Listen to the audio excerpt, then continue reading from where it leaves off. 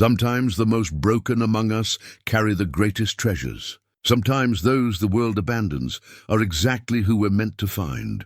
On frozen shores, a starving girl crawls from her burned village. The other clans turn away, calling her cursed. Then a massive longboat cuts through the mist.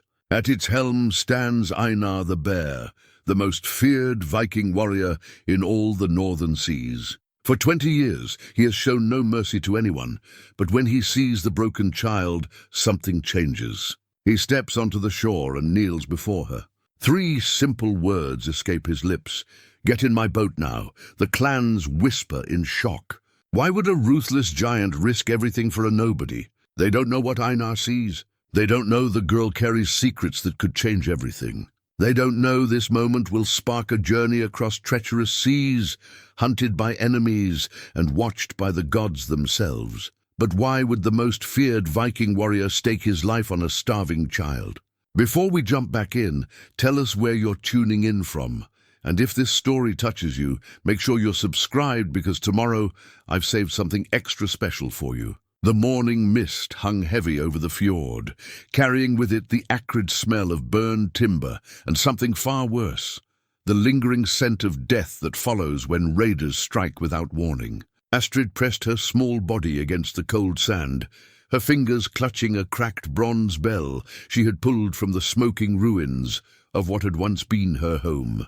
The bell bore the mark of a crowned raven, though she understood neither its meaning nor why her mother had whispered urgently for her to keep it safe before pushing her toward the hidden cellar. 3 days had passed since the flames died down. 3 days since she had crawled from her hiding place to find nothing but ash and silence where laughter and life had flourished. The other survivors, those lucky enough to escape to neighboring settlements, spoke her name in hushed tones now. Cursed child, ill omen. The one who brought the wolves to their door. Astrid didn't understand their fear. She had seen 11 winters, survived the harsh seasons by her mother's side, learned to weave and cook and tend the hearth fires. Yet now, when the clansmen looked upon her, they saw something else entirely. They saw a girl marked by tragedy, and in their minds, tragedy was contagious. The sound of oars cutting through water reached her ears before she saw the longboat emerge from the mist. It moved like a great sea beast, its carved dragon head rising and falling with each powerful stroke. The vessel was massive, longer than any ship she had seen in the harbor, with shields lining its sides and a sail bearing the image of a great bear rearing on its hind legs. At the steering oar stood a giant of a man Einar Bjornsson had earned his name through deeds that mothers whispered to frighten unruly children. The bear, 20 years of conquest, had carved his legend across the northern seas. Ships fled at the sight of his sail. Jarls paid tribute rather than face his wrath. He stood nearly 7 feet tall, his shoulders broad enough to block out the sun, his beard the color of winter frost streaked with iron gray. Scars crisscrossed his arms, like a map of every battle he had survived, and his eyes, pale blue as glacier ice, had looked upon more death than most men could imagine. He had sailed these waters seeking information about a recent raid. Word had reached him that someone was moving against the coastal settlements, someone bold enough to strike without claiming the victory. Raiders took slaves, treasure, livestock. They left calling cards, burned runes, scattered coins, signs that proclaimed their strength. But this attack had been different, thorough, methodical, the kind of destruction that spoke of deeper purpose. His crew of 30 battle-hardened warriors watched the shoreline with practiced eyes. These were men who had sailed with Einar for years, each one chosen not just for his skill with sword and axe, but for his loyalty. They called themselves the Bear's Pack, and they had learned to read their Jarl's moods like sailors read the wind. Thorstein the Red, Einar's second-in-command, pointed toward the gathering of clansmen on the beach. "Look there, my lord, survivors." Einar's gaze swept across the cluster of people, mostly women, children, and old men. The able-bodied warriors were either dead or had fled to gather reinforcements. These were the forgotten ones, the ones deemed too weak or too poor to matter. They huddled together like sheep sensing wolves. their eyes darting between his approaching ship and something on the sand near the water's edge. "There," Einar said quietly, his voice carrying the weight of command even in whisper. "The child."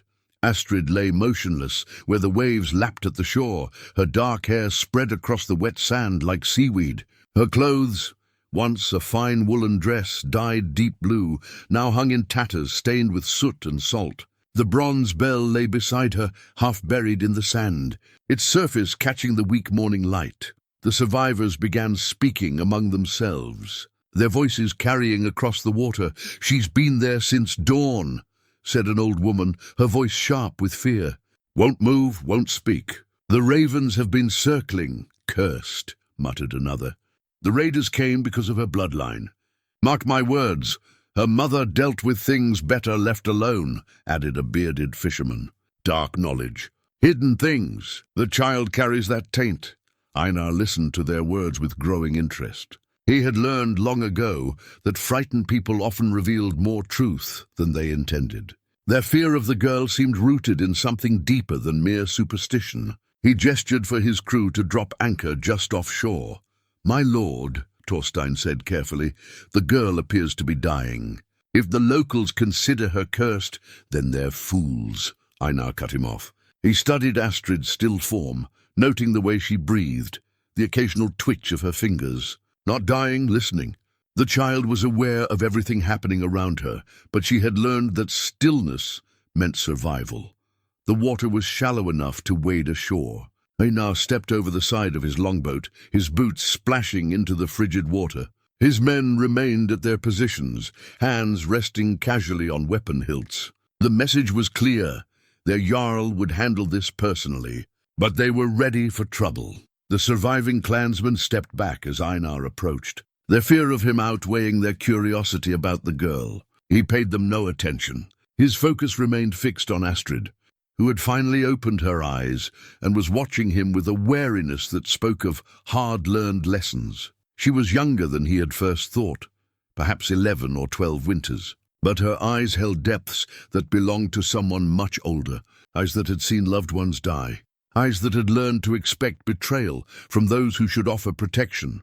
Einar knelt in the sand beside her, close enough that his massive frame blocked her from the stares of the others. Up close, he could see that she clutched something tightly in her small fist. The bronze bell caught his attention immediately.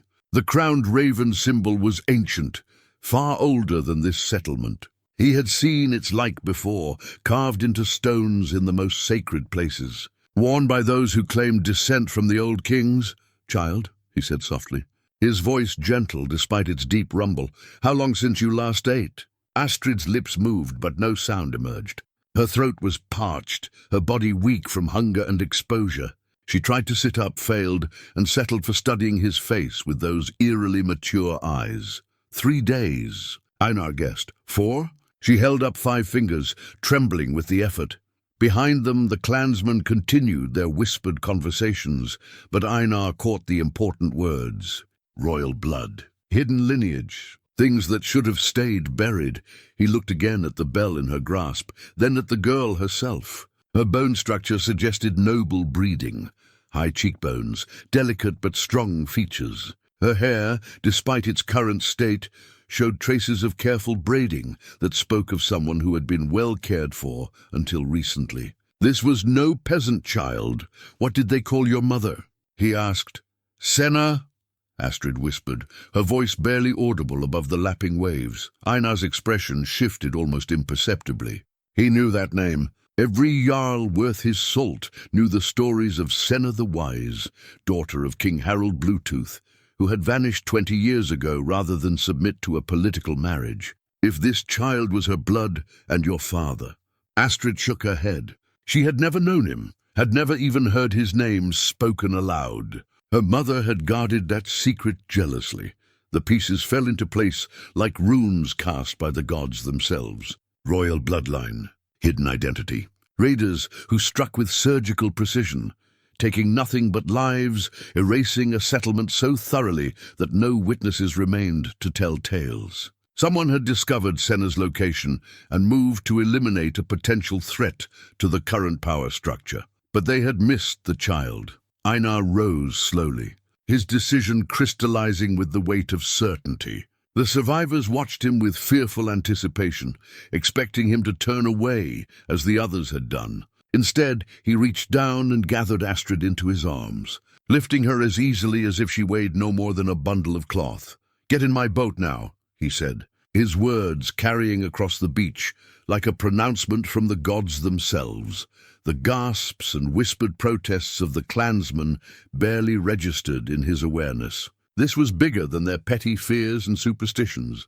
This child represented something that could change the balance of power across the northern kingdoms if she lived long enough to claim her birthright. As he carried her toward the longboat, Einar felt the weight of destiny settling across his shoulders like a familiar cloak. He had spent 20 years conquering lands and accumulating wealth. Perhaps it was time for a different kind of battle. Perhaps it was time to protect something instead of destroying it.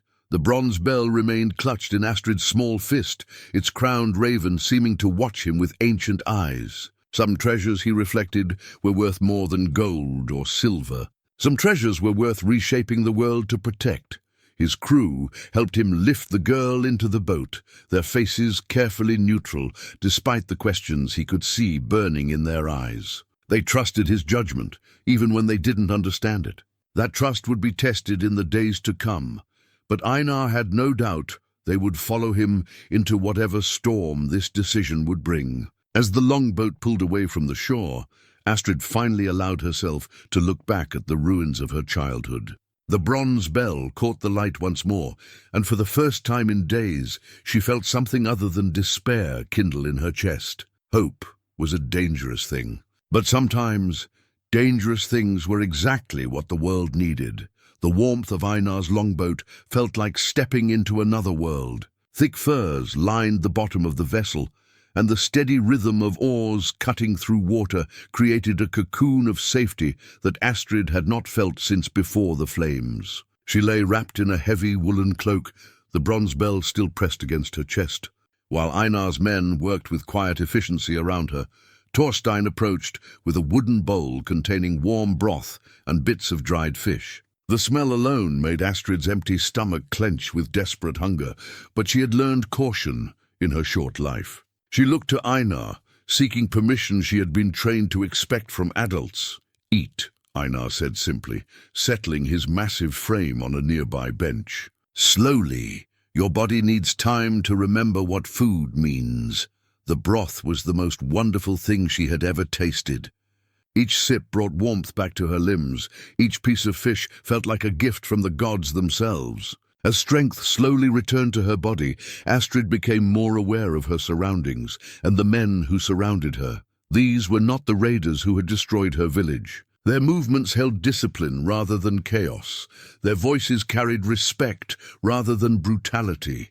They treated Einar not with fear, but with the deep loyalty of men who had found someone worth following into the mouth of hell itself. "Where do we sail?" Thorstein asked, his voice low enough that it wouldn't carry to the entire crew.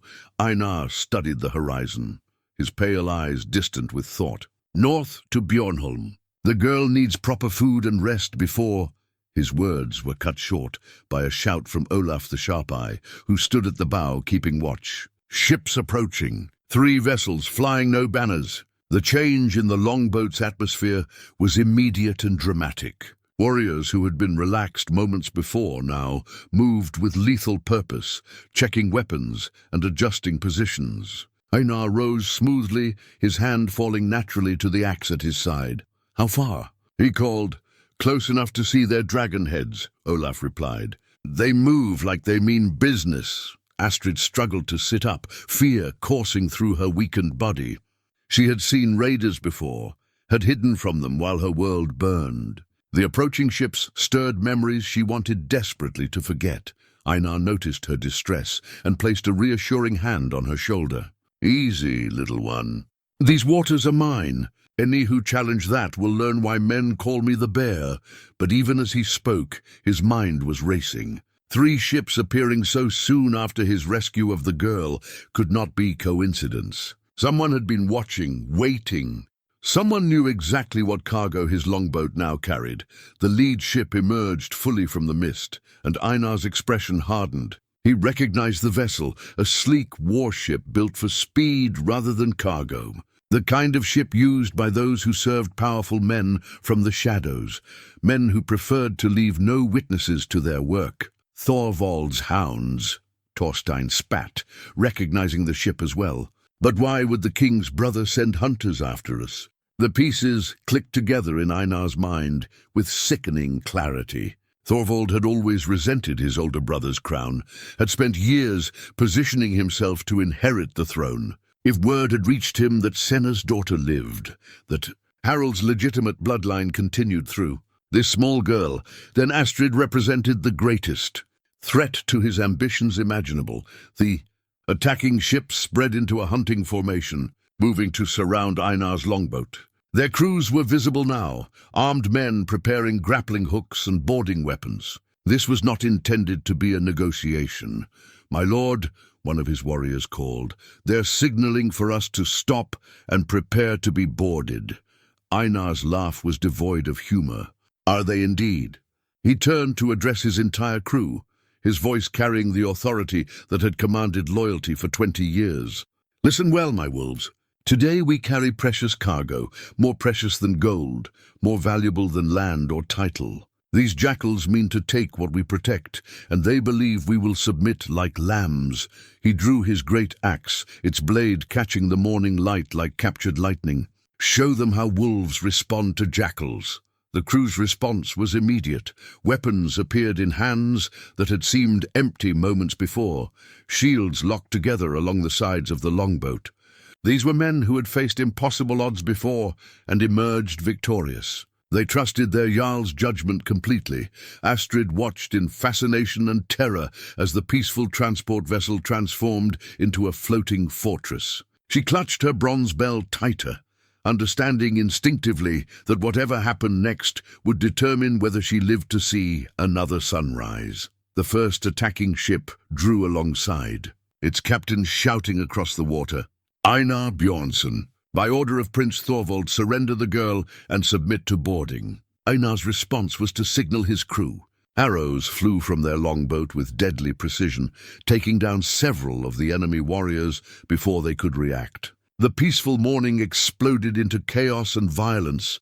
Grappling hooks flew across the gap between vessels. Enemy warriors attempted to board, only to meet the coordinated defense of Einar's seasoned crew. The deck became slippery with blood as weapons clashed and men fought for their lives above the cold waters of the fjord. Astrid found herself pushed toward the center of the boat, surrounded by a protective circle of warriors who fought with the desperate intensity of men defending their family.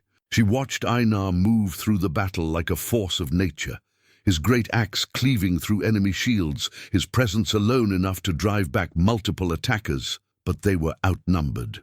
The second and third ships were closing fast, their crews fresh and ready to join the fight. Even Einar's legendary warriors could not hold against such odds indefinitely. "My lord," Thorstein called, barely audible above the clash of weapons. "We cannot hold them all." Einar's mind raced through possibilities, tactical options, desperate measures. His gaze fell on Astrid, huddled in the center of the chaos, with that bronze bell pressed against her chest. So much depended on this one small girl surviving the next few minutes. A new sound cut through the battle, the deep, resonant tone of a war horn. But it was not sounding from any of the attacking ships. Through the mist came another vessel, larger than all the others, flying the banner of King Harald himself. The attacking ships hesitated, their crews uncertain. Prince Thorvald's men had been ordered to act in secret, to leave no witnesses. The arrival of the king's own ship changed everything. Einar seized the moment of confusion to launch a counterattack that drove the boarders back to their own vessel. His crew fought with renewed vigor, sensing that the tide of battle might be turning. The royal longboat drew alongside the melee, and a voice of absolute authority rang across the water. "Cease this combat! By order of King Harald, all weapons will be lowered immediately." The king himself stood at the bow of his ship, resplendent in mail and bearing the sword of his fathers. His presence commanded instant obedience from all present, even enemy warriors. Lowered their weapons, rather, than risk his direct wrath. But Einar saw the calculation in the king's eyes as Harald's gaze fell upon Astrid. Recognition flickered there, followed quickly by something that might have been regret or perhaps fear. This was not a rescue. This was the arrival of another player in a deadly game. "Uncle," Astrid whispered, the word barely audible. She had heard her mother speak of Harald in hushed tones, had been taught to recognize the royal bloodline, even though she had never expected to encounter it. The king's expression confirmed what Einar had already suspected. Harald knew exactly who this child was, and her continued existence represented a complication he had hoped never to face. "Einar Bjornsson," the king called across the water, his voice carefully neutral. "You will surrender the child to my custody. She will be well cared for." It was not a request. Einar looked down at Astrid, saw the fear and betrayal beginning to bloom in her young eyes. She understood enough to know that being well cared for by the uncle who had allowed her mother to live in exile might mean something very different from actual safety. The bronze bell seemed to grow warm in her small hands, and for a moment Einar could have sworn he saw something ancient and powerful flicker in its depths. Whatever secrets this child carried, whatever heritage that bell represented, it was worth more than kingdoms. His decision crystallized with the finality of fate itself. "No," he said simply. The word hung in the air like the echo of thunder after lightning strikes.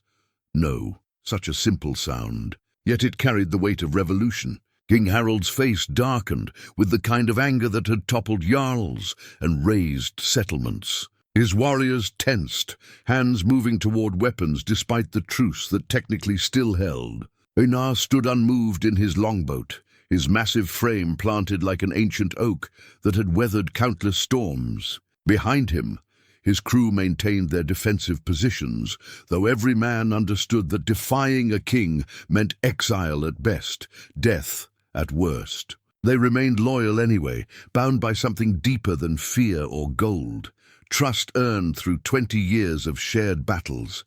"You forget yourself." "Bjornsson," Harald said, his voice carrying across the water with deadly quiet. "I am your king. You are a king who allowed his sister to flee rather than protect her." Einar replied evenly. "You are a king whose brother sends assassins after children. You are a king who arrives only after others have bled to save what you abandoned." Astrid pressed herself closer to Einar's legs. The bronze bell clutched so tightly in her small fists that her knuckles had gone white. She could feel the tension crackling between the two powerful men, understood that her fate hung in the balance of their confrontation. But there was something else, a strange warmth emanating from the bell, as if it were responding to the heightened emotions around it. Prince Thorvald's ship had pulled back slightly, but his men remained ready for combat. The prince himself stood at his bow, his scarred face twisted with frustrated rage. This was supposed to have been simple. Eliminate the girl quietly, remove the threat to his succession. Now the situation had spiraled into a public confrontation that could expose his involvement. "The child belongs with her family," Harald continued, though his eyes betrayed the lie. "She is royal blood. She deserves better than the life of a wanderer, does she?" Einar asked, his tone deceptively mild. "What life did you offer her mother? What protection did you provide when Senna chose exile over a forced marriage? What family embraced her when she bore a child of uncertain paternity?" The questions struck home like well-aimed arrows. Harald's jaw tightened, old guilt and regret flickering across his features. He had loved his sister, but he had also been a young king, facing political pressures that seemed insurmountable. Senna's refusal to marry the Jarl he had chosen had threatened important alliances, and her subsequent disappearance had been, if he were honest, a relief. "That was 20 years ago," Harald said. "Times have changed, have they?" Einar gestured toward Thorvald's ship. "Your brother brings hunters to kill a child. You bring royal warriors to take her by force. What has changed except that she is now motherless and friendless? Thorstein stepped closer to his jarl, speaking in a voice low enough that only Einar could hear. "My lord, we cannot fight a king and his entire fleet. There must be another way." But even as his second-in-command spoke wisdom, Einar was studying the bronze bell in Astrid's hands. The ancient symbol of the crowned raven seemed almost alive in the morning light. And he remembered stories his grandmother had told him as a child, tales of the old kings who had ruled before Harald's line, who had commanded loyalty through divine right rather than merely political power. If this child truly carried that bloodline, if the bell was what he suspected it might be, tell me. "My king," Einar called across the water, "do you recognize the symbol the child carries?" Harald's gaze followed Einar's gesture to the bronze bell, and his face went pale. He had seen that symbol before, carved into the oldest stones in his father's hall, mentioned in the most ancient texts that spoke of the first kings of the northern lands. The crowned raven was not merely decorative, it was a sign of legitimacy that predated his own dynasty by centuries. Where did she get that? Harald demanded, his voice sharp with sudden alarm. "From her mother," Einar replied. "Along with the knowledge of what it means, I suspect. Your sister preserved more than just her daughter's life when she went into exile, didn't she? She preserved a claim that makes your entire bloodline look like pretenders." The accusation sent ripples of shock through both royal crews. Ancient bloodlines mattered in the northern kingdoms. They determined not just succession, but the very right to rule. If Astrid could prove descent from the old kings, her claim would supersede not only Thorvald's ambitions, but Harald's own legitimacy. Prince Thorvald's voice carried across the water, harsh with barely contained fury. "Brother, you see now why the girl must not live. She is a threat to everything we have built." But King Harald was staring at Astrid with a mixture of recognition and dawning horror. The child's features, cleaned of soot and grime, showed the strong bones and noble bearing that had marked his sister. More than that, there was something about her eyes, an ancient wisdom that seemed to look through him rather than at him. "The bloodline was broken," Harald said, but his voice lacked conviction. "The old kings died out centuries ago. Did they?" Einar asked. "Or did they simply learn to hide, to preserve themselves until the time was right? Your sister was always the clever one in your family, my king. Perhaps she was cleverer than any of us realized." Astrid found her voice for the first time since the confrontation began. "My mother said the raven would know when to fly again," she said, her child's voice carrying surprisingly well across the water. "She said I would understand when the time came." The bronze bell in her hands began to emit a low, resonant tone, barely audible, but somehow felt in the bones of everyone present. The ancient metal seemed to vibrate with its own life, and the carved raven appeared to shift and move in the changing light. Several of Harald's warriors stepped back involuntarily, their faces showing the superstitious fear that gripped men when confronted with forces beyond their understanding. Even Thorvald's crew seemed unsettled by the bell's inexplicable behavior. Einar felt something shift in the very air around them, as if the gods themselves were taking notice of the small drama being played out on the waters of the fjord. He had lived long enough to recognize the touch of fate when it brushed against mortal affairs, and he knew that this moment would be remembered long after all of them had returned to the earth. "You cannot protect her forever."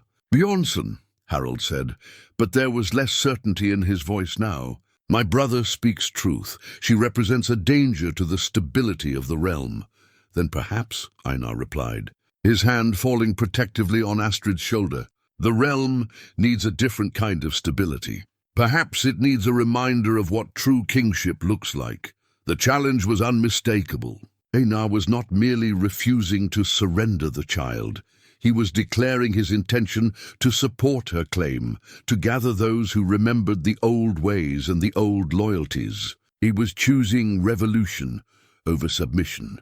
King Harald stared at the giant warrior for a long moment, weighing options and consequences. He could order an attack, could try to take the girl by force. But Einar's reputation was not built on empty boasts, and the strange behavior of the bronze bell suggested forces at work that he did not fully understand. "You are making a grave mistake," the king said finally. "Perhaps," Einar agreed. "But it is my mistake to make." The standoff stretched across the water like a bowstring drawn to its breaking point. King Harald's warship held position alongside Einar's longboat, while Prince Thorvald's vessels waited in predatory formation. The morning mist had begun to clear, revealing the full scope of the confrontation to any who might be watching from the distant shores. Astrid could feel the weight of every gaze upon her. But the bronze bell in her hands had grown silent again, as if it too waited to see what choices would be made. She studied King Harald's face, searching for some resemblance to her mother in his weathered features. There was something there, the shape of his eyes, perhaps, or the stubborn set of his jaw. But where her mother had radiated warmth and wisdom, Harald seemed carved from winter stone. "My lord," Thorstein whispered urgently to Einar, "if we are to move, it must be now. The tide is turning, and more ships approach from the south." Einar followed his second's gaze toward the horizon, where additional sails were becoming visible through the clearing mist. Whether they belonged to Harald's reinforcements or some other player in this deadly game remained unclear. But their presence meant that time was running short for any escape attempt. "The child speaks of ravens flying again," Harald said, his voice thoughtful now rather than commanding. "But ravens are carrion birds, Bjornsson. They feed on the dead. Is that what you offer her? A life built on the corpses of those who stand in her way?" "Ravens are also messengers of the gods," Einar replied. "They carry word between the world of men and the realm of the divine. Perhaps what flies again is not death, but truth." Prince Thorvald's patience finally snapped. He gestured sharply to his crew, and his ship began moving closer to the confrontation. "Enough of this mystical nonsense. Brother, the girl is a threat to our bloodline, to our kingdom's stability. She must be eliminated, and any who protect her must face the consequences of their treason." His words carried clearly across the water, reaching not only the participants in the standoff, but also the crews of the approaching ships. Several of Harald's own warriors exchanged uncomfortable glances. They had sworn oaths to protect their king, but ordering the murder of a child sat uneasily with men who still honored the old codes. Astrid felt something stir within her, a warmth that seemed to flow from the bronze bell up through her arms and into her chest. Words came to her lips that she did not consciously choose, spoken in a voice that carried far beyond what her small frame should have been able to produce. "Uncle," she called to King Harald, and the word rang with an authority that made hardened warriors straighten their backs. "My mother told me of you. She said you were a good man who made hard choices, but that you forgot the difference between ruling and reigning." Harald's face showed shock at the child's words, but also something that might have been recognition. These were Senna's phrases, her sister's way of speaking about the burden of leadership. She said, "A king rules through fear and force." Astrid continued, her young voice carrying an ancient wisdom. "But a true sovereign reigns through justice and love." She said you had forgotten which one you wanted to be. The bronze bell began to hum again, its tone deeper and more resonant than before. This time, the sound seemed to harmonize with itself, creating complex overtones that spoke to something primal in the listeners' minds. Several of the warriors on all three ships found themselves thinking of their own children, their own choices between safety and honor. "The child has been well taught," Harald admitted, his voice softer now. "Senna always had a gift for cutting to the heart of matters."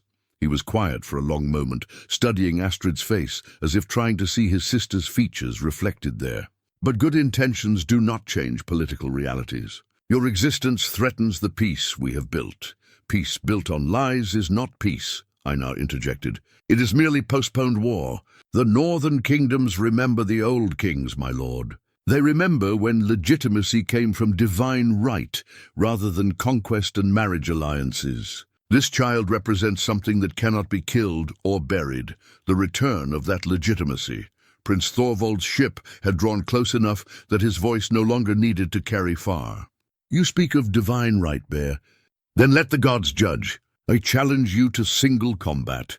Winner takes the girl and decides her fate." The challenge sent a ripple of anticipation through all the assembled crews. Single combat was an ancient solution to seemingly impossible disputes, a way to let fate decide through strength of arms. It would also serve Thorvald's purposes perfectly. Einar was a legendary warrior, but the prince was 20 years younger and had been preparing for this confrontation. Einar studied his opponent with the calculating gaze of a man who had survived countless battles through careful assessment of threats. Thorvald was skilled, ambitious, and desperate, a dangerous combination. But there was something else in the prince's eyes, something that spoke of preparation beyond mere weapons training. "You seem very confident, princeling," Einar observed.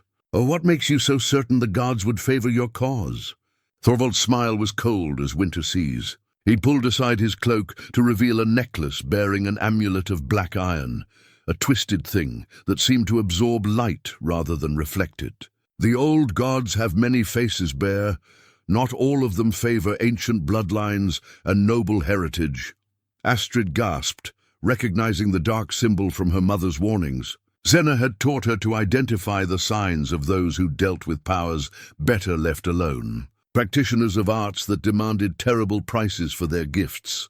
"Blood magic," Harold breathed, his face showing disgust. "Brother, you go too far. Such practices are forbidden for good reason." "Forbidden by laws you wrote to maintain your own power," Thorvald shot back. "But power recognizes only power, and I have made bargains you lack the courage to consider." The bronze bell in Astrid's hands began to vibrate violently, its ancient metal responding to the presence of its antithesis. The crowned raven seemed to spread its wings, and for a moment, everyone present could swear they heard the sound of great wings beating against storm winds. Einar felt the weight of choice settling upon his shoulders like armor before battle.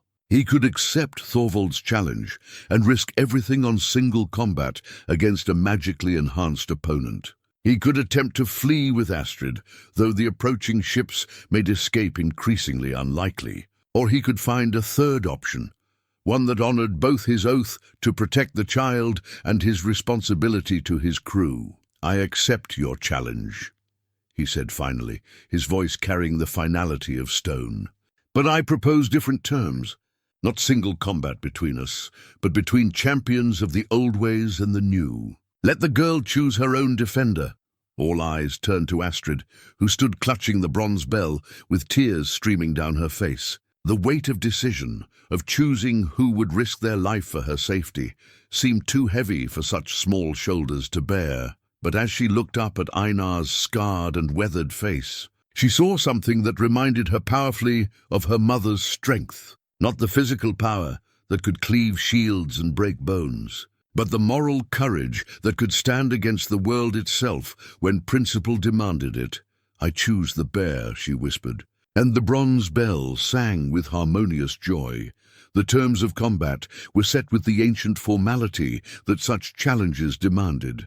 A small island lay 3 ship lengths to the east, its rocky shore providing neutral ground where the gods could witness and judge. King Harold's ship would serve as the official arbiter, while representatives from each vessel would ensure the combat proceeded according to the old laws. As the boats made their way toward the designated battleground, Einar knelt beside Astrid in the bottom of his longboat. The bronze bell lay between them, its surface reflecting the cloudy sky like captured starlight. The child's face was pale but determined, her young features set with a resolve that belonged to someone far older.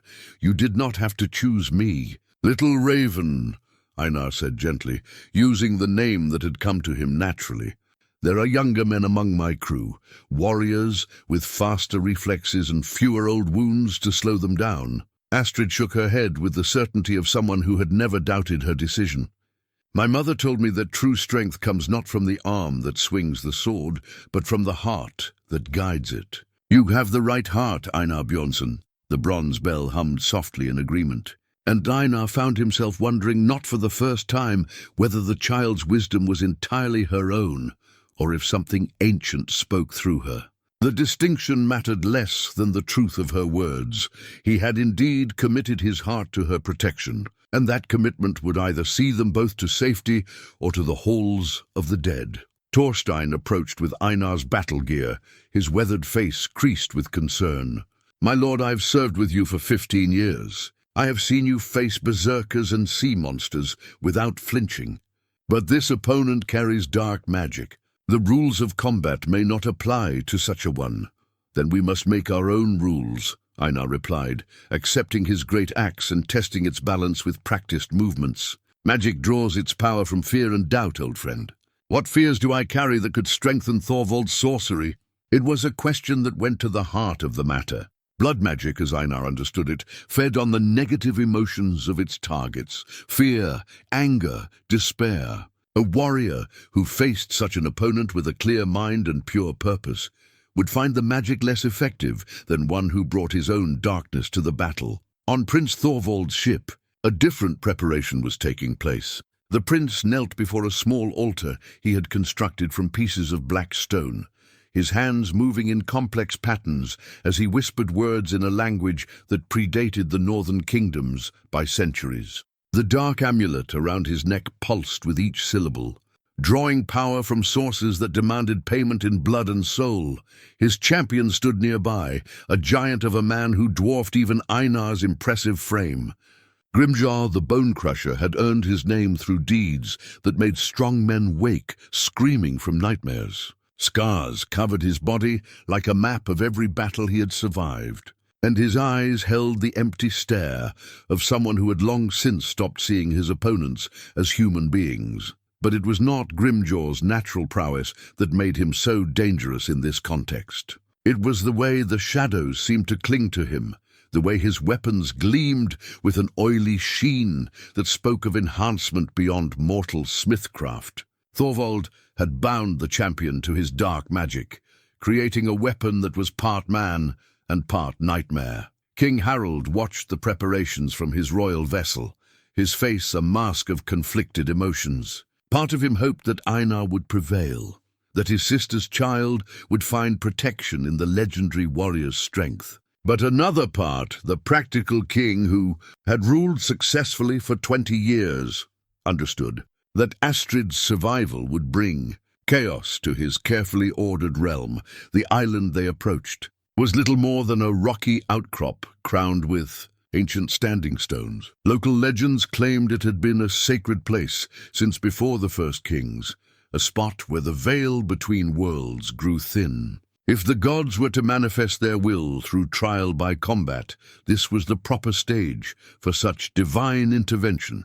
As the boats grounded on the island's pebbly beach, Astrid felt the bronze bell grow warm against her chest.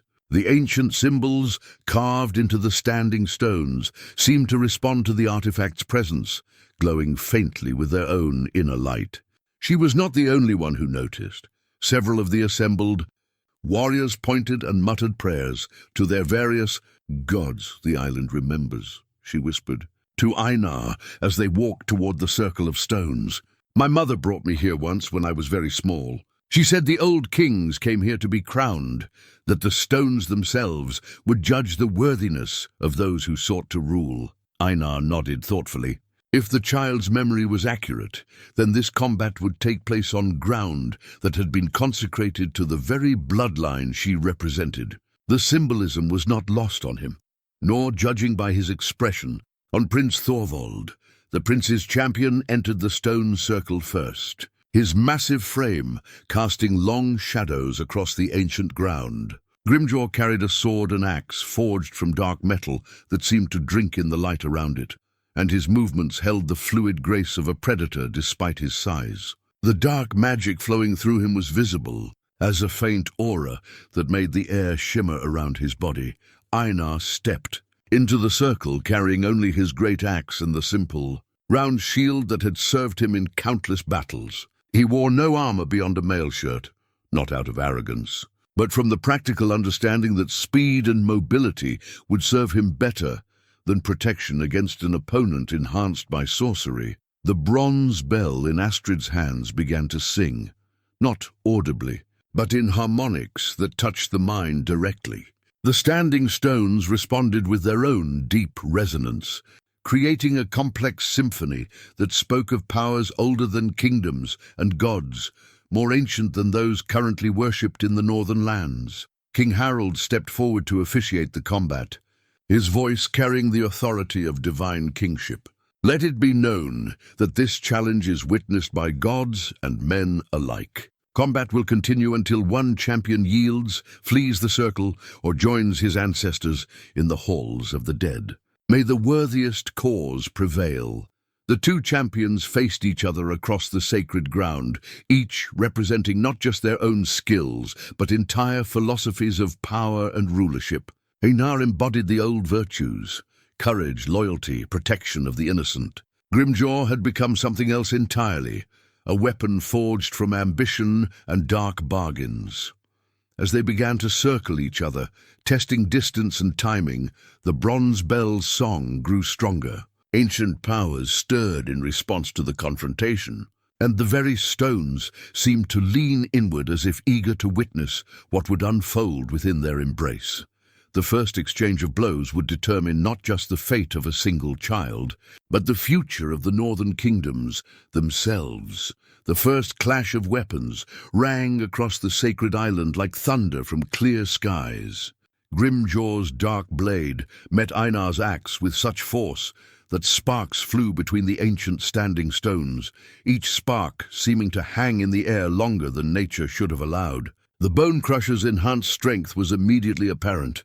What should have been a defensive parry instead drove Einar back 3 full steps. But the bear had not earned his reputation through raw power alone. As Grimjaw pressed his advantage with a series of crushing overhead strikes, Einar flowed around the attacks like water around stone, his decades of experience allowing him to read his opponent's intentions before they fully formed.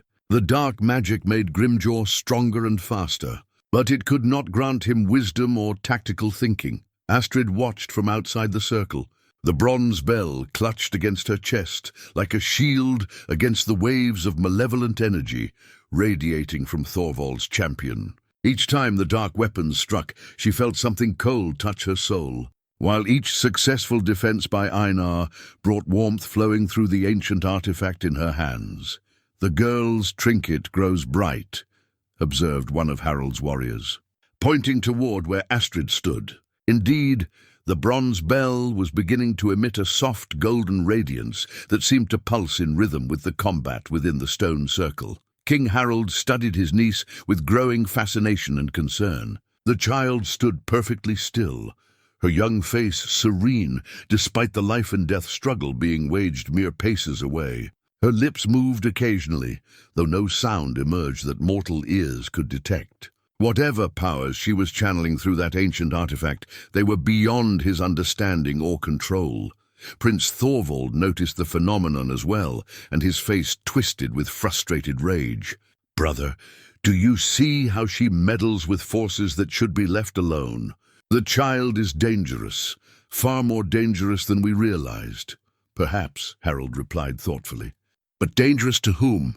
Within the stone circle, the battle had evolved into a deadly dance of attack and counterattack. Grimjaw's dark magic granted him supernatural endurance, allowing him to maintain a relentless offensive pace that would have exhausted a normal warrior. But Einar's response was to become more economical in his movements, more precise in his defenses, letting his opponent's fury work against him.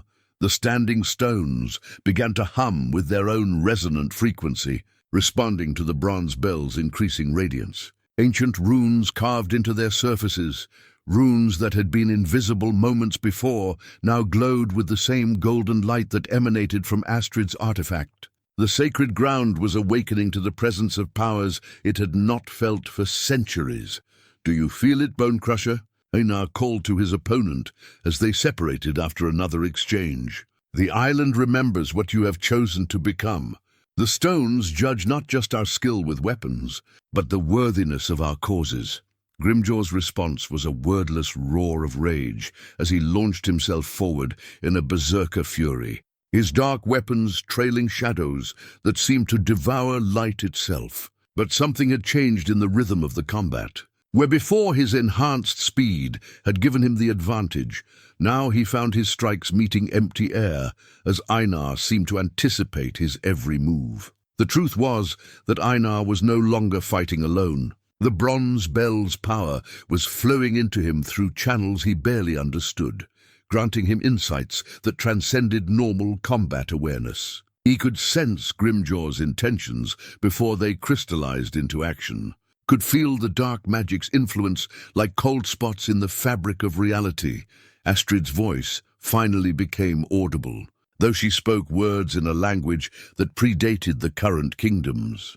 The ancient tongue of the old kings, preserved in her memory through her mother's careful teaching. The words carried power that made the standing stones ring like great bells, their harmonies weaving together into something that approached music from the realm of the gods. Prince Thorvald stepped forward, his own dark amulet pulsing with malevolent energy as he attempted to counter whatever enchantment the child was weaving. "Enough," he shouted. "This combat is between champions, not sorcerers." But King Harald raised his hand for silence, his eyes fixed on the extraordinary scene unfolding before him. "Let it continue.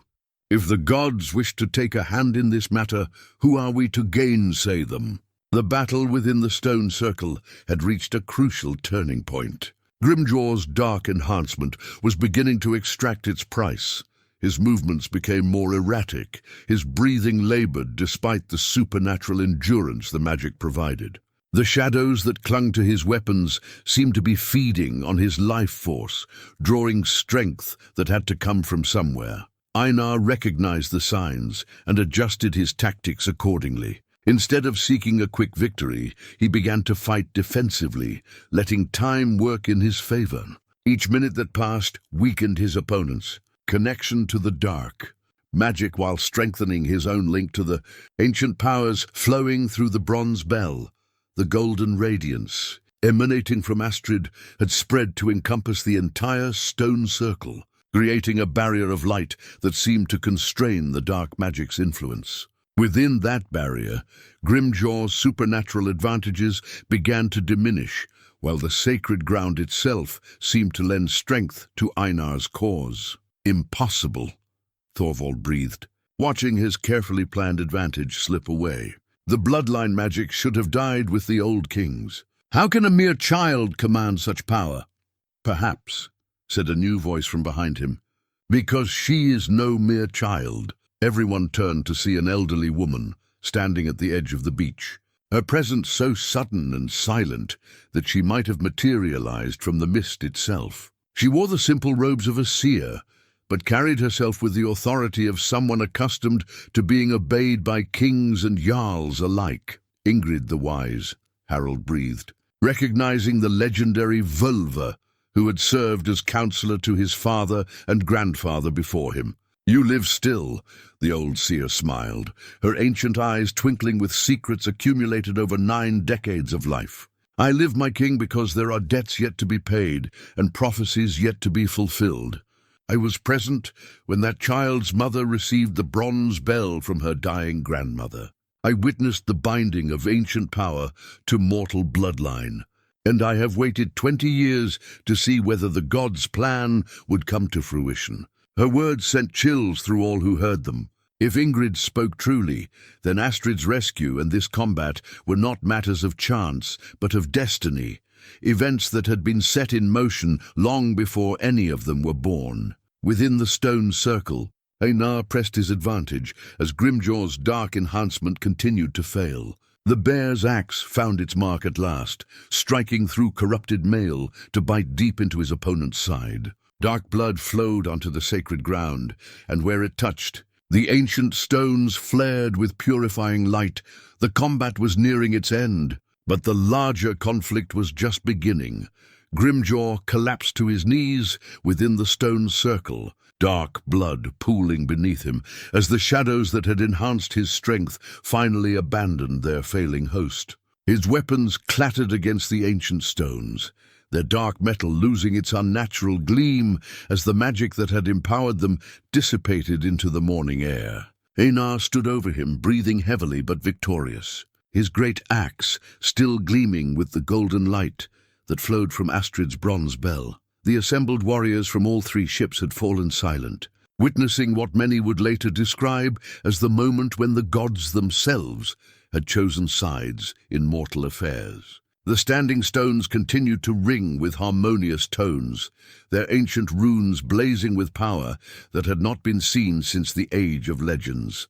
Prince Thorvald's face was a mask of fury and disbelief. His carefully laid plans, his bargains with dark powers, his enhanced champion, all had failed before a child's trinket and an aging warrior's stubborn honor. But as he watched his brother's expression, he realized that Harald was not celebrating Einar's victory. Instead, the king's face showed the calculating look of a man reassessing a situation that had grown far more complex than he had anticipated. "The combat is concluded," Harald announced formally. "Einar Bjornsson stands victorious, and his cause is judged worthy by gods and men alike." Astrid ran to Einar's side, her small arms wrapping around his waist in relief and gratitude. The bronze bell had grown quiet again, but it still radiated a warmth that seemed to chase away the morning chill. The ancient artifact had proven its power beyond any doubt, but in doing so, it had also revealed the true scope of what Astrid represented. Ingrid the Wise approached the stone circle with measured steps, her ancient staff tapping against the rocky ground in a rhythm that seemed to echo the bell's earlier song. When she spoke, her voice carried clearly across the water to all who watched. "The bloodline of the old kings has awakened," she declared. "The gods have shown their will through trial by combat, and the sacred stones have sung their approval. But this victory brings with it responsibilities that none here fully understand." She turned her piercing gaze upon King Harald, and in that look was the weight of prophecies and destinies that stretched back generations. "My king, you have ruled wisely and well by the standards of mortal men, but the time approaches when mortal authority must yield to divine mandate. The child carries more than royal blood. She carries the covenant between gods and kings that your dynasty has never possessed." Harald's face darkened at the implication. "Speak plainly, old woman. What do you claim?" Ingrid smiled, but there was no humor in the expression. "I claim nothing, Harald Bluetooth. I merely remind you of what your grandfather confessed to me on his deathbed, that his conquest of these lands was built upon a lie, that he was never the rightful heir he claimed to be." The revelation struck the assembled crowd like a physical blow. Harald's legitimacy, the foundation of his entire kingdom, was being challenged not by force of arms, but by a truth that had been buried for 3 generations.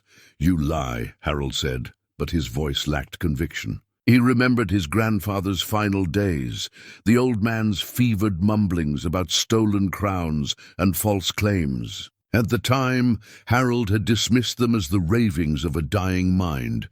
"Do I?" Ingrid asked mildly. She gestured toward the bronze bell in Astrid's hands.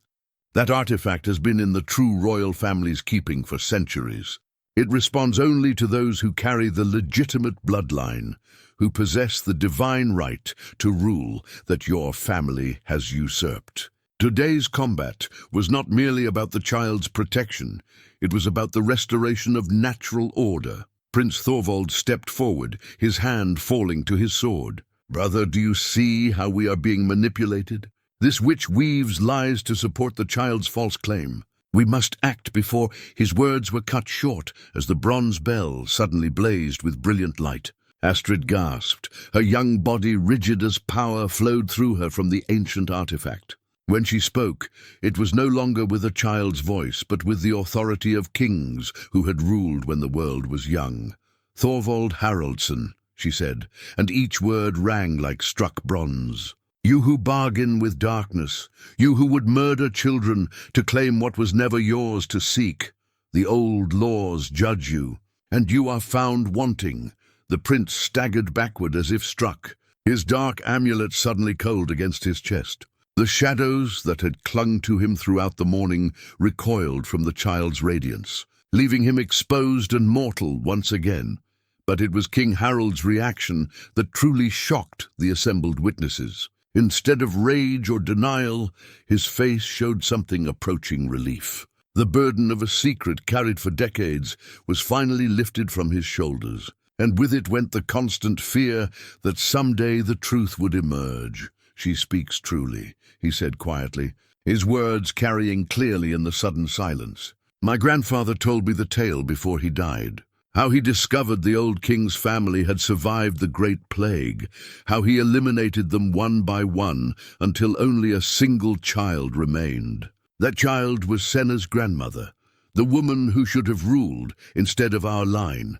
The admission sent ripples of shock through all three crews. Warriors who had sworn oaths of loyalty to Harold now found themselves confronting the possibility that their king had never possessed the divine right to command such oaths. Thorstein was the first to speak, his weathered face creased with confusion.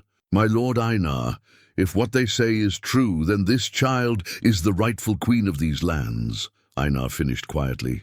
"And we have sworn ourselves to her protection."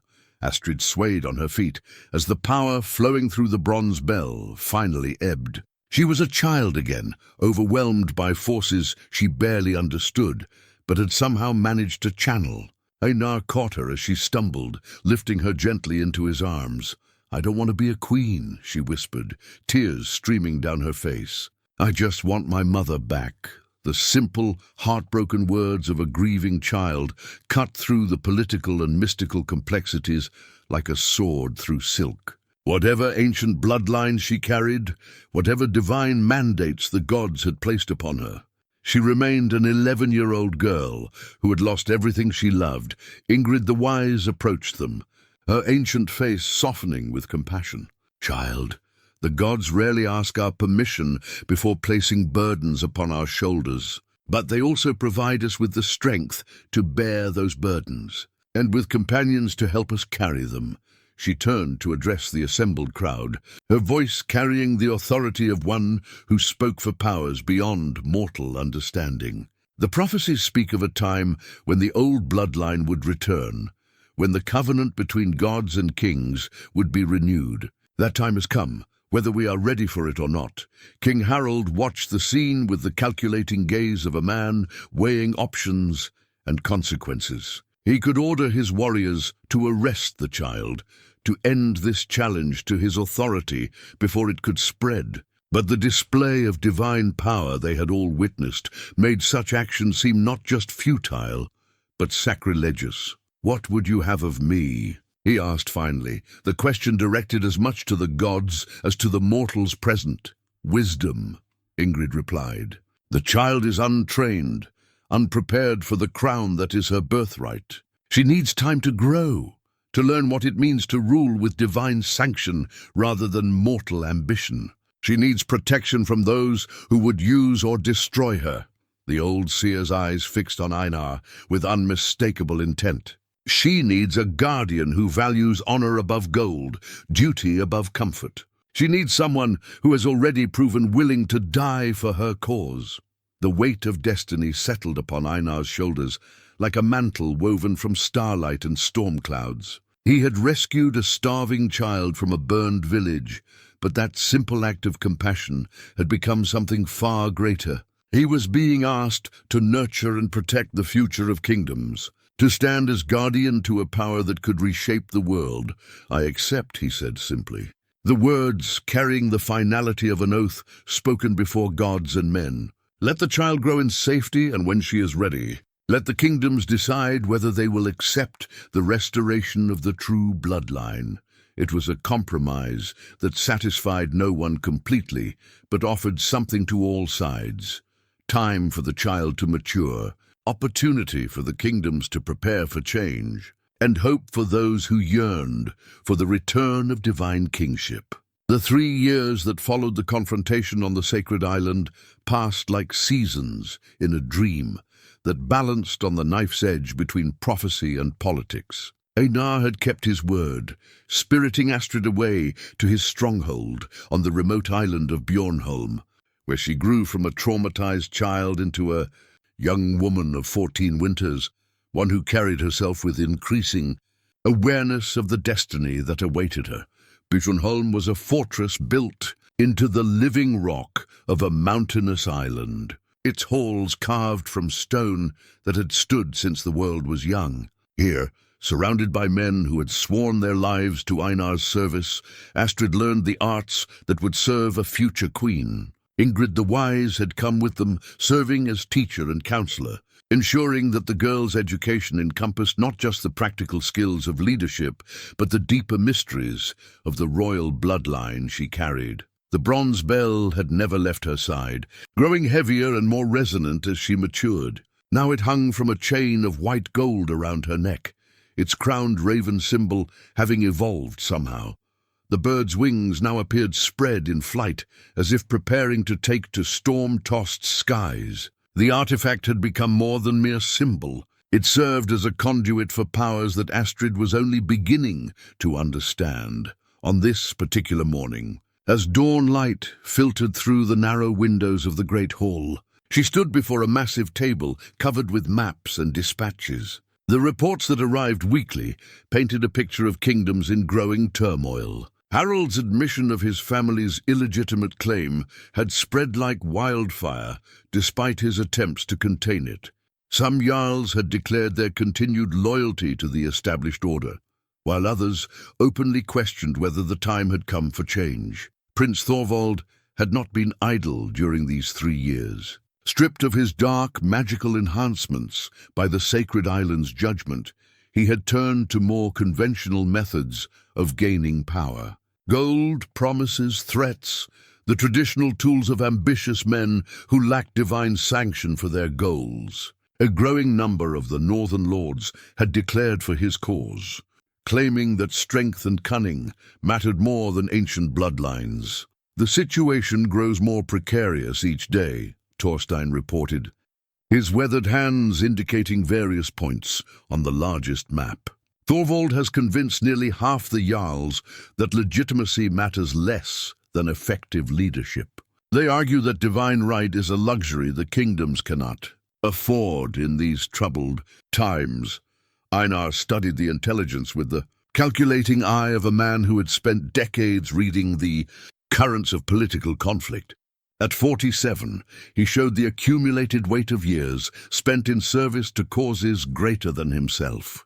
Grey streaked his beard more heavily now, and new lines marked his face, some from weather and battle, others from the constant responsibility of protecting and preparing the girl who had become the focus of his world. "What word from King Harold?" Astrid asked, her voice carrying an authority that had developed naturally over the years of training and growth. She no longer sounded like a child playing at adult concerns, but like someone who understood the weight of the decisions being made in her name.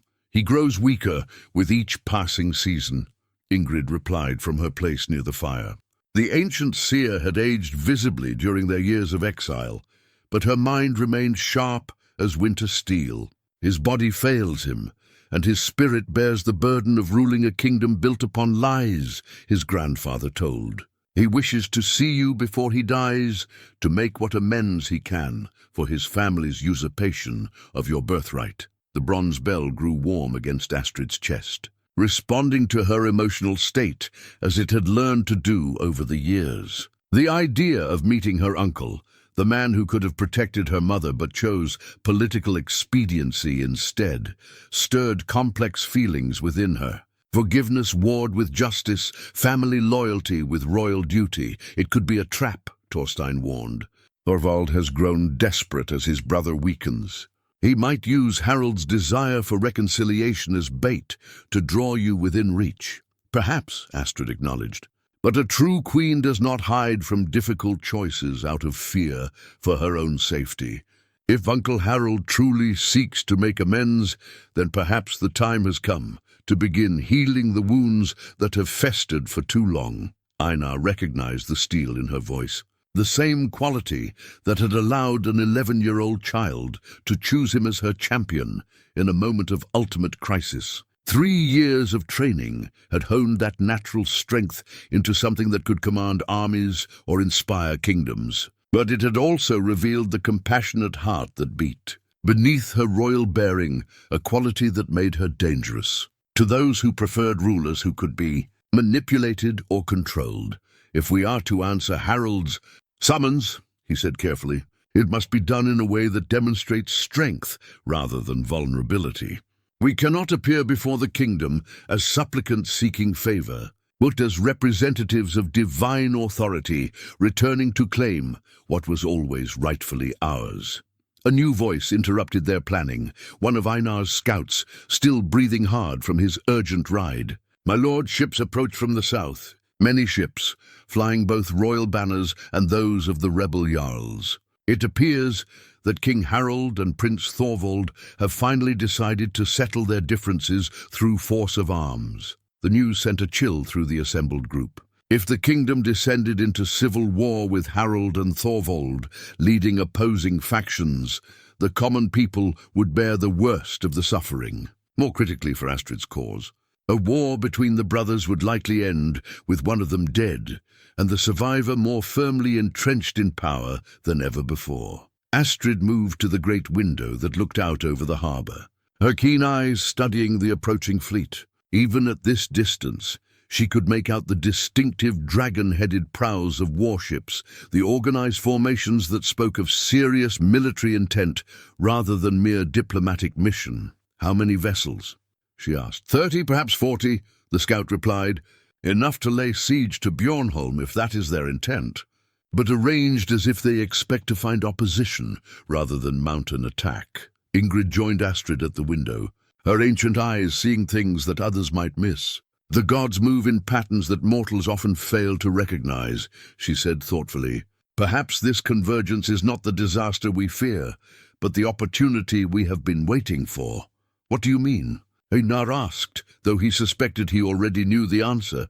The child has spent 3 years preparing for the moment when she must claim her birthright, the seer replied. She has learned statecraft and strategy, has grown into her power and her purpose. But to truly become queen, she must be recognized as such by those she would rule. A coronation performed in secret, no matter how legitimate, carries little weight against armies in the field. Astrid understood immediately. The approaching fleet represented not just danger, but opportunity. A chance to end the years of hiding and preparation, to step forward as the rightful heir to the northern kingdoms. But it also meant risking everything on a single throw of the dice, trusting that the divine power flowing through her bloodline would prove stronger than the mortal ambitions of men who claimed to rule through strength alone. The bronze bell began to sing, its harmonious tones filling the great hall with music that seemed to come from the very stones of the fortress. The crowned raven on its surface spread its wings wider, and for a moment everyone present could see the shadow of great wings beating against the storm-clouded sky beyond the windows. The time of hiding is ended, Astrid said, her young voice carrying the certainty of prophecy. Let them come, uncle and would-be uncle both. Let the jarls and the common people see what divine right looks like when it stands unashamed beneath the open sky. She turned from the window to face her protectors and advisors, and in that moment they saw not the frightened child they had rescued 3 years ago, but the queen she had been born to become. The bronze bell blazed with golden light, and the ancient power that had slept in her bloodline for generations finally awakened to its full potential. "Send word to our allies," she commanded, her voice carrying new authority. "Tell them that Astrid, daughter of Senna, granddaughter of the true royal line, calls them to witness the restoration of the covenant between gods and kings. Tell them that the raven prepares to fly." Outside, the approaching fleet drew closer, carrying with it the convergence of destinies that had been building for 20 years. The final test of Astrid's claim would not be fought with swords alone, but with the deeper powers that determined who possessed the divine right to rule, the climax of all their preparations was about to begin. The harbour of Bjornholm became a floating theatre where the fate of kingdoms would be decided. King Harald's royal vessel anchored in the centre of the formation, its golden dragonhead gleaming in the afternoon sun, while Prince Thorvald's darker ships formed a crescent to the east. Between them, the waters churned with the wakes of lesser vessels carrying jarls and their retainers, men who had come to witness what many believed would be the final confrontation between competing claims to the northern crown.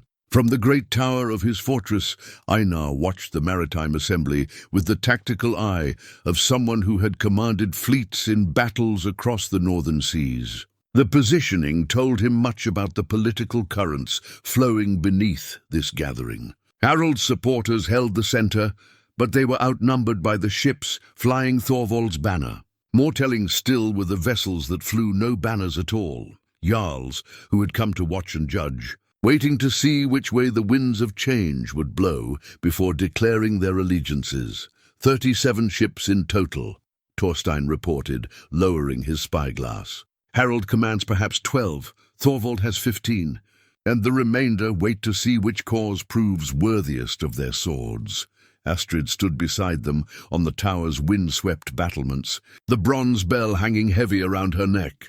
3 years of growth and training had transformed her from a starving child into a young woman who carried herself with natural dignity, but the magnitude of what lay ahead still awed her. Every person in that harbour below had come because of her, because of what she represented and what her claim to the throne might mean for their futures. "My lady," Ingrid said gently, approaching with a bundle of rich blue fabric in her arms, "if you are to appear before the assembled lords as their rightful queen, you must look the part."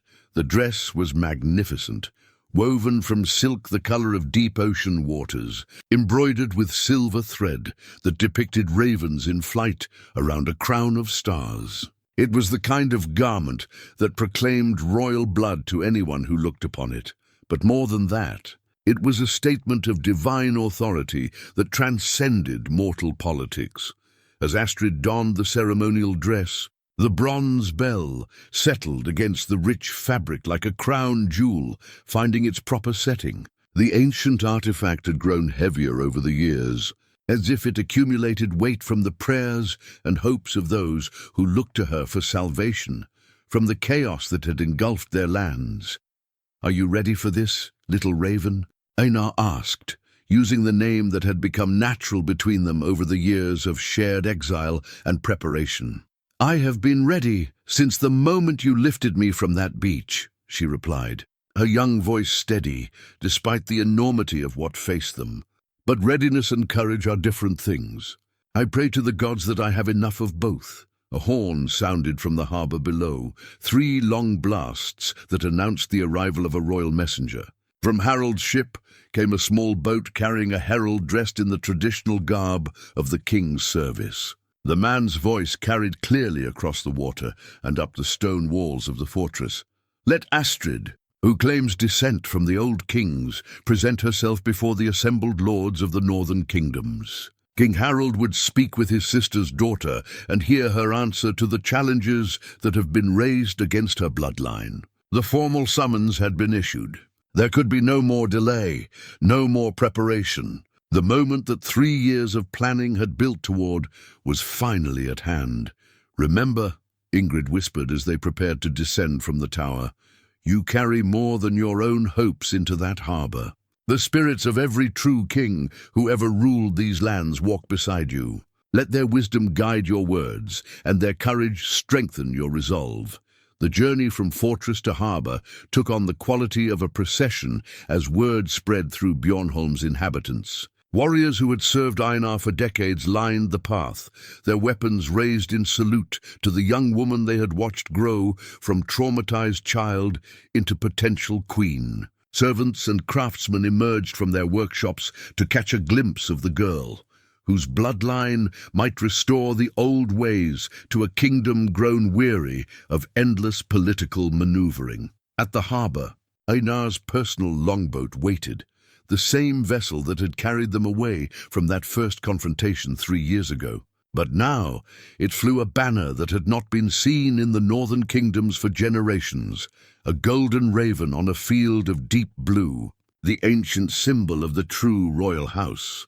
As they pushed off from shore, the bronze bell began to emit its characteristic hum, a sound that seemed to harmonize with the lapping of waves against the hull. The assembled fleet stirred as the small boat made its way toward the center of the formation, jarls and warriors pointing and whispering as they recognized the significance of the banner that flew above them. King Harold stood at the bow of his ship, his weathered face showing the accumulated weight of years spent ruling a throne that had never truly been his to occupy.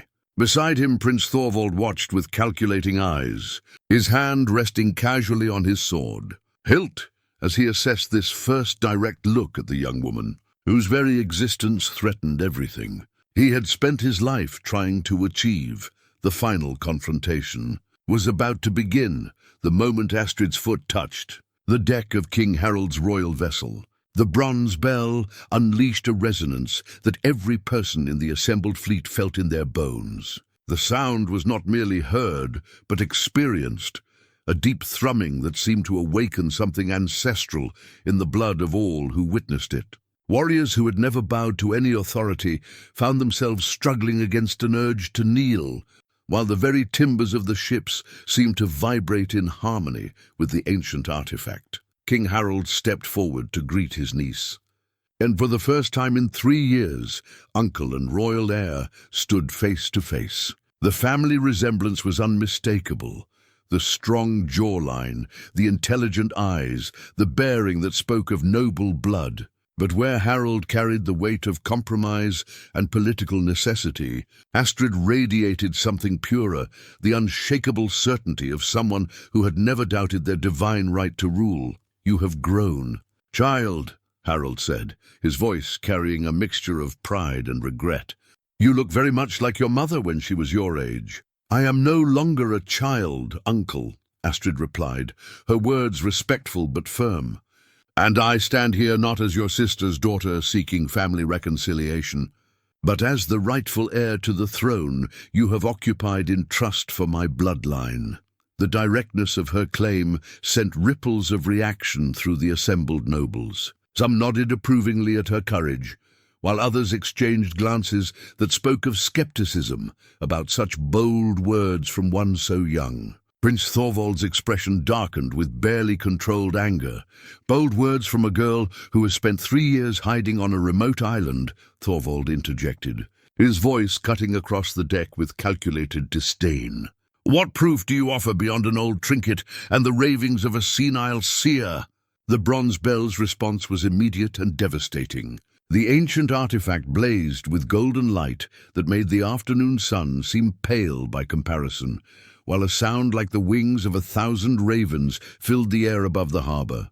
Every person present felt the touch of something vast and ancient, a power that had slumbered for generations, but now stirred to full wakefulness. When Astrid spoke, her voice carried harmonics that no mortal throat should have been able to produce. "I offer the proof that divine blood provides to those with eyes to see it. I offer the recognition of powers older than your ambitions and deeper than your understanding."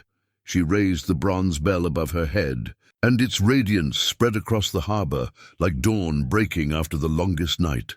The crowned raven carved into its surface seemed to take flight, its form shifting and moving as if the metal itself had come alive with divine purpose. From every ship in the harbor came gasps of awe and recognition. This was not mere pageantry or political theater.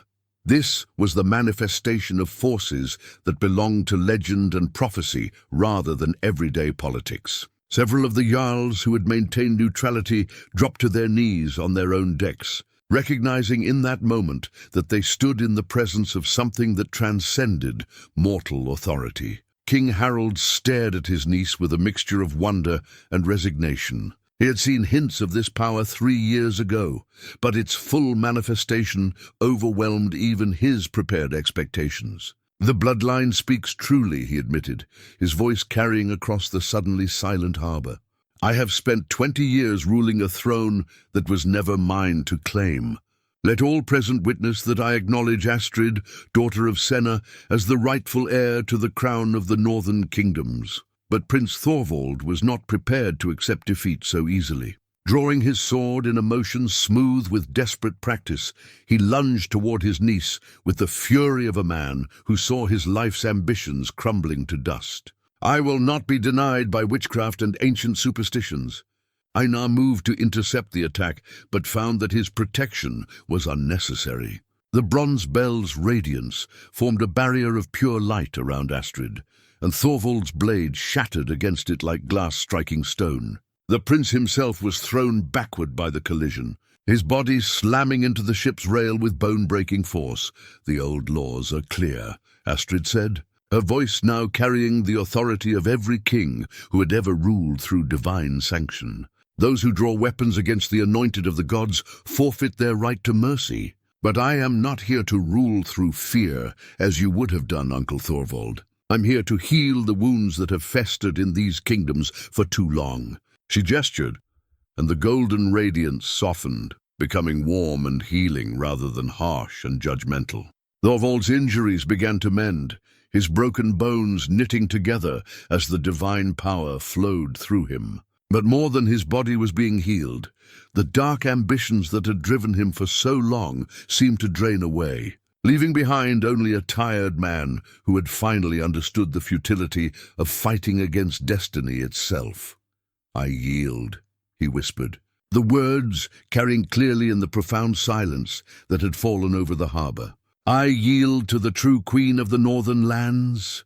The bronze bell's song rose to crescendo, and across the harbour banners were lowered and raised again in acknowledgement of new allegiance. The age of usurpation was ending, and the reign of the rightful bloodline was about to begin. 5 years had passed since the day when banners were lowered and raised again in Björnholm's harbour, and the northern kingdoms had settled into a peace deeper and more enduring than any in living memory. Queen Astrid, for she was queen now in truth as well as birthright, stood on the battlements of Ravenspire, the great fortress she had built on the site where her mother's village once flourished. The bronze bell hung at her throat as always, but its weight had changed over the years. Where once it had felt heavy with unrealized destiny, now it rested against her chest with the comfortable presence of a burden, willingly carried and purposefully employed. The view from Ravenspire's towers encompassed lands that bore little resemblance to the fractured territories of her youth. Trade routes that had been abandoned during the years of political chaos now bustled with merchant vessels. Fields that had lain fallow while their owners fought in petty wars now produced harvests that fed not just local communities but supported a growing network of prosperity that stretched across the northern seas. The harvest reports from the eastern jarls. "My queen," Thorstein announced, approaching with the measured step of a man who had traded the life of a sea raider for that of a royal advisor. The transition had suited him well. His practical wisdom and unshakable loyalty made him invaluable in the complex work of rebuilding.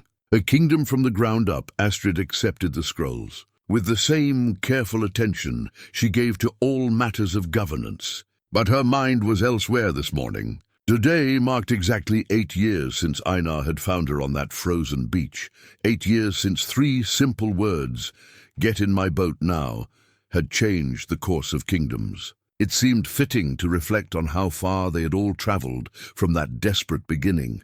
Einar himself emerged from the tower stairs, his massive frame moving with the careful precision of a man who felt his years more keenly than he once had. At 52, he remained formidable, but the grey in his beard had spread to dominate the iron, and new lines around his eyes spoke of a decade spent carrying responsibilities that would have broken lesser men. Yet when he looked at the young woman who had become his queen, his pride was unmistakable. "The delegation from the southern kingdoms has arrived," he reported. "They wish to discuss the marriage alliance you proposed with Prince Eric of the Westlands." Astrid nodded thoughtfully. At 19, she had grown into the kind of beauty that inspired songs, and the kind of wisdom that commanded respect from seasoned warriors and crafty politicians alike. The marriage alliance was not a matter of romance, she had been clear about that from the beginning, but rather a strategic joining that would extend the peace her reign had brought to even more distant shores. "And what of Uncle Harold?" she asked. "The healers said his condition was improving. He rests comfortably in the tower chamber," Einar replied with gentle warmth. "The old king speaks often of how proud he is to see what you have accomplished. I believe he finds peace in knowing that his abdication served a higher purpose."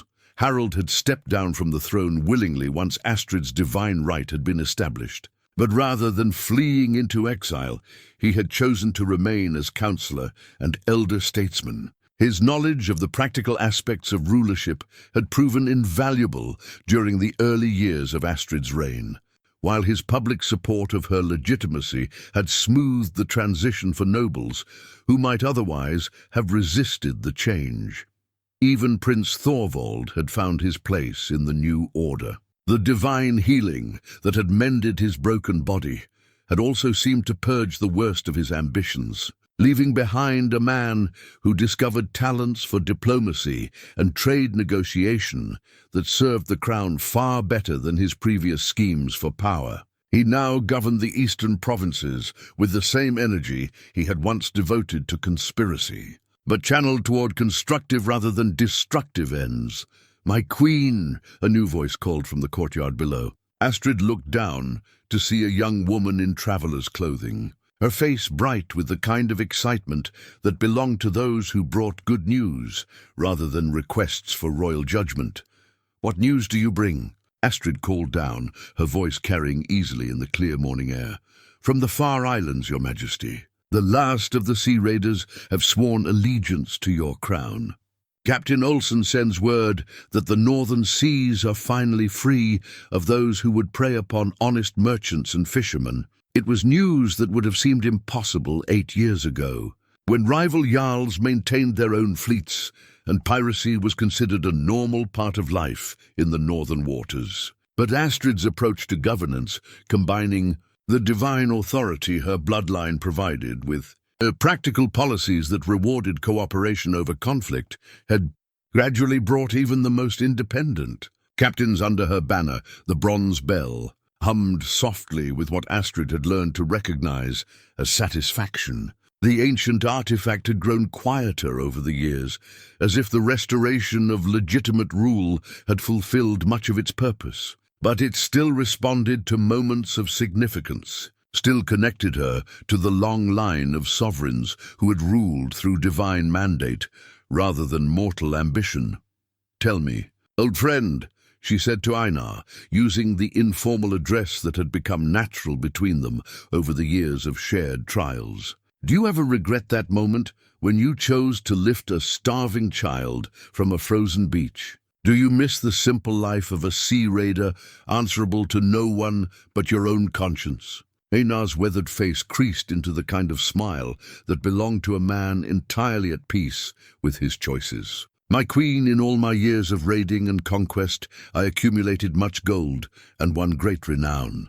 But none of it brought the satisfaction I have found in watching you grow from that frightened child into the ruler these kingdoms needed." He gestured toward the prosperous lands visible from their tower, toward the ships in the harbor flying banners of trade rather than war, toward the people moving about their daily business without fear of raid or pillage. "Sometimes," he continued, "the greatest treasures are not the ones we seek, but the ones we choose to protect when fate places them in our path. You have become more precious than any hoard of gold, little raven. And the peace you have brought to these lands is worth more than all the conquests I achieved in 20 years of warfare." Astrid felt tears prick her eyes, not of sorrow, but of gratitude for the man who had seen something worth saving in a broken child, and had devoted his life to nurturing that potential. The bronze bell grew warm against her chest, and she understood that its song of satisfaction was not just for her success, but for the bonds of loyalty and love that had made that success possible. From her tower in Ravenspire, Queen Astrid looked out over kingdoms at peace and knew that some stories, the ones that truly matter, begin not with grand plans or noble ambitions, but with simple acts of compassion from those brave enough to see treasure in what others dismiss as worthless.